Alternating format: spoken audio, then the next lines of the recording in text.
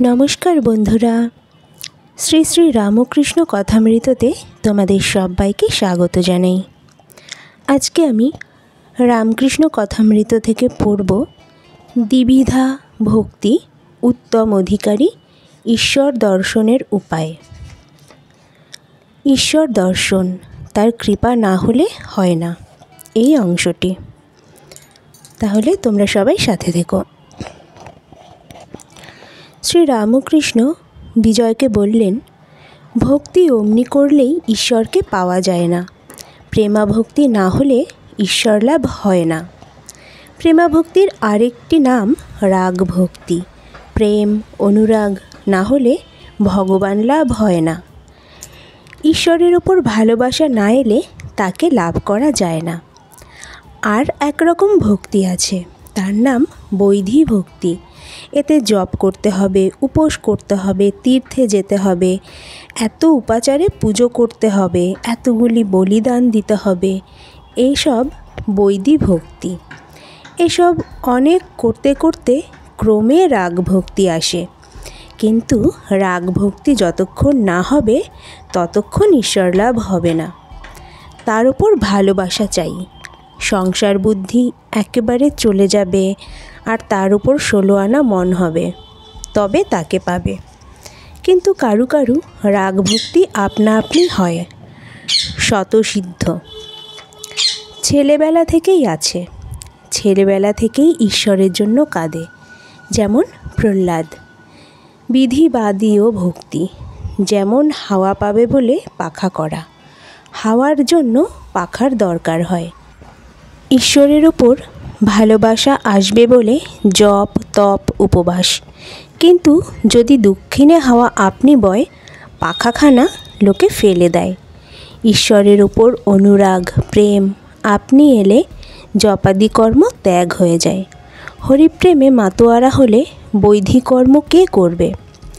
যতক্ষণ না তার উপর ভালোবাসা জন্মায় ততক্ষণ ভক্তি কাঁচা ভক্তি। তার উপর ভালোবাসা এলে তখন সেই ভক্তির নাম পাকা ভক্তি। যার কাঁচা ভক্তি সে ঈশ্বরের কথা উপদেশ ধারণ করতে পারে না। পাকা ভক্তি হলে ধারণ করতে পারে। ফটোগ্রাফে কাচে যদি কালি মাখানো থাকে তাহলে যা ছবি পড়ে তা রয়ে যায়, কিন্তু শুধু কাচের ওপর 1000 ছবি পড়ুক একটাও থাকে না। একটু সরে গেলেই যেমন কাজ তেমন কাজ। ঈশ্বরের উপর ভালোবাসা না থাকলে উপদেশ ধারণা হয় না। বিজয় বলল, মহাশয়, ঈশ্বরকে লাভ করতে গেলে, তাকে দর্শন করতে গেলে ভক্তি হলেই হয়? শ্রী রামকৃষ্ণ বললেন, হ্যাঁ, ভক্তি দ্বারাই তাকে দর্শন হয়, কিন্তু পাকা ভক্তি, প্রেমা ভক্তি, রাগ ভক্তি চাই। সেই ভক্তি এলেই তার উপর ভালোবাসা আসে। যেমন ছেলের মার উপর ভালোবাসা, মার ছেলের উপর ভালোবাসা, স্ত্রীর স্বামীর উপর ভালোবাসা। এ ভালোবাসা, এ রাগ ভক্তি এলে স্ত্রী পুত্র আত্মীয় কুটুম্বের ওপর সে মায়ার টান থাকে না, দয়া থাকে। সংসার বিদেশে বোধ হয়, একটি কর্মভূমি মাত্র বোধ হয়। যেমন পাড়াগাঁয়ে বাড়ি, কিন্তু কলকাতা কর্মভূমি। কলকাতায় বাসা করে থাকতে হয় কর্ম করবার জন্য। ঈশ্বরে ভালোবাসা থাকলে সংসার বুদ্ধি বিষয় বুদ্ধি একেবারে চলে যায়। বিষয় বুদ্ধির লেশমাত্র থাকলে তাকে দর্শন হয় না। দেশলাইয়ের কাঠি যদি ভিজে থাকে 1000 ঘষো, কোনো রকমেই জ্বলবে না, কেবল একরাশ কাঠি লোকসান হয়। বিষয়াসক্ত মন ভিজে দেশলাই। শ্রীমতী রাধিকা যখন বললেন, আমি কৃষ্ণময় দেখছি, সখীরা বললে, কই, আমরা তো তাকে দেখতে পাচ্ছি না, তুমি কি প্রলাপ বকছ? শ্রীমতী বললেন, সখী, অনুরাগ অঞ্জন চক্ষে মাখো, তাকে দেখতে পাবে।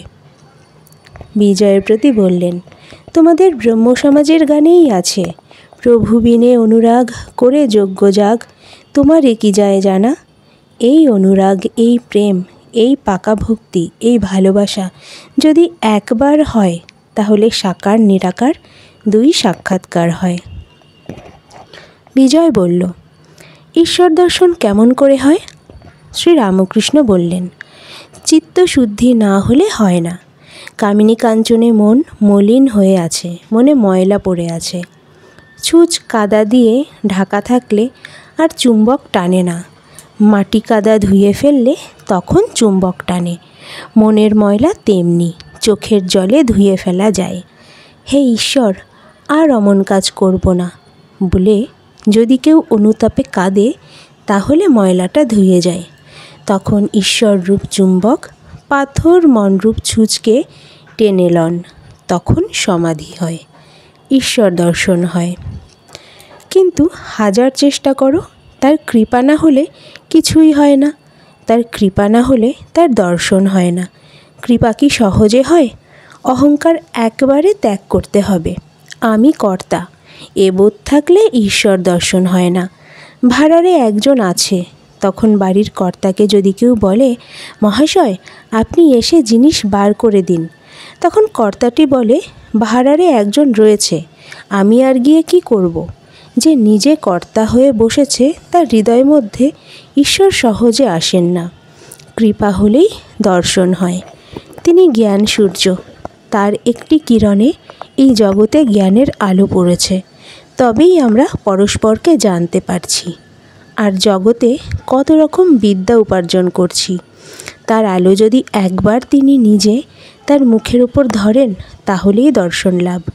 সার্জন সাহেব রাত্রে আধারে লণ্ঠন হাতে করে বেড়ায়, তার মুখ কেউ দেখতে পায় না, কিন্তু ওই আলোতে সে সকলের মুখ দেখতে পায়, আর সকলে পরস্পরের মুখ দেখতে পায়। যদি কেউ সার্জন সাহেবকে দেখতে চায়, তাহলে তাকে প্রার্থনা করতে হয়, বলতে হয়, সাহেব কৃপা করে একবার আলোটি নিজের মুখের উপর ফিরাও, তোমাকে একবার দেখি।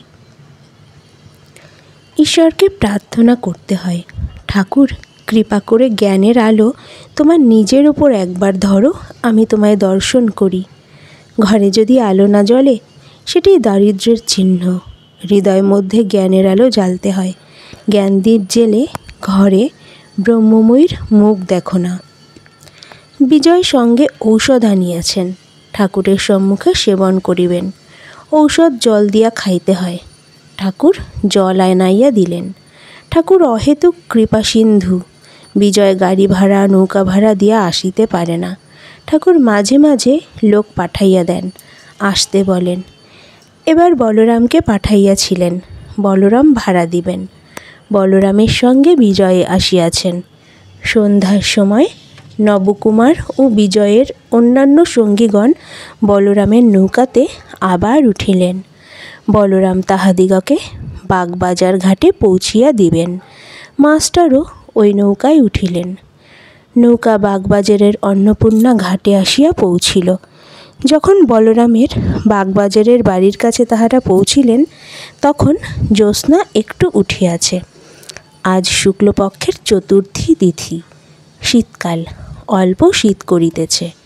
ঠাকুর শ্রী রামকৃষ্ণের অমৃতপম উপদেশ স্মরণ করিতে করিতে ও তাহার আনন্দমূর্তি হৃদয়ে ধারণ করিয়া বিজয়, বলরাম মাস্টার প্রভৃতি গৃহে প্রত্যাবর্তন করিলেন। আজকের পাঠ এই পর্যন্তই। কেমন লাগলো অবশ্যই জানাবে, আর সাবস্ক্রাইব করে চ্যানেলের পাশে থাকবে। জয় শ্রী ঠাকুর রামকৃষ্ণ।